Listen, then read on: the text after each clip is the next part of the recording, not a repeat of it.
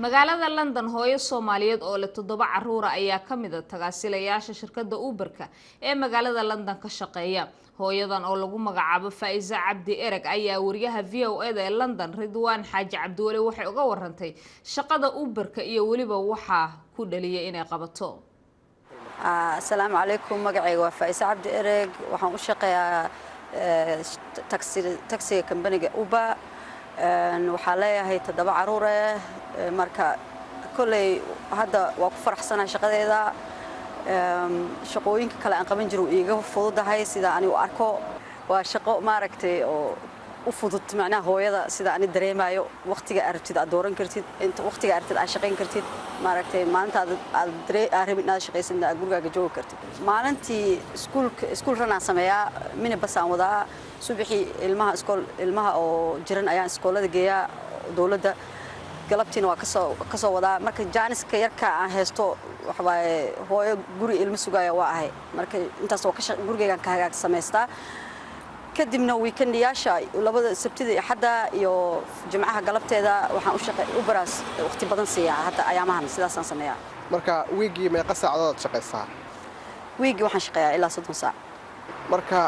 markii hore yaa kugu dhaliyay fikradan inaad tagaasida u shaqeyso? waxay ugu dhalatay ilaa sanadkii hore ay ugu dhalatay, laakiin sanadkan bilowgii 2016 bilowgiisa aan bilaabay.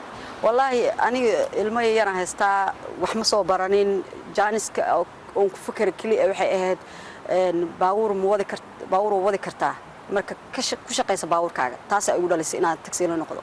wadan burburaanka ka nimid, marka fursadda way fiican tahay in la shaqeysto oo wax la qabsado, wadankeena loo laabto.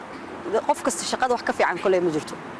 gabar kasta waxaan ku aanin lahaa inay shaqeyso, markaas ayada arki doonto waxyaalaha si sareeya ayada gaari doonto markaas. kulay hadda dad badan way shaqeeyaan, laakiin waxaan dhihi lahaa dadka inay fakaraan, wax qabsadaan, shaqeystaan.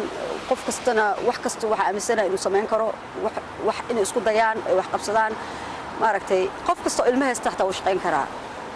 maya aniga waqti badan baceer ma qaadanaynin. waa shaqeynaya, ilmeyga u shaqeynaya, shaqooyin kale ka shaqeynaya. hadda shaqadaana waxa u fahmay inay iga fududahay shaqooyinkii hore. gabdhaha soo qaada cadaanka waxay dhahaan waa ku faraxsanahay inaan aragno gabar oo maaragtay anako kale oo taxi wado. waxaan dareemaynaa kalsooni aan dareemaynaa inaan maaragtay aan raacno naag taxi ee wado. marka waxay dhahaan waa ku faraxsanahay.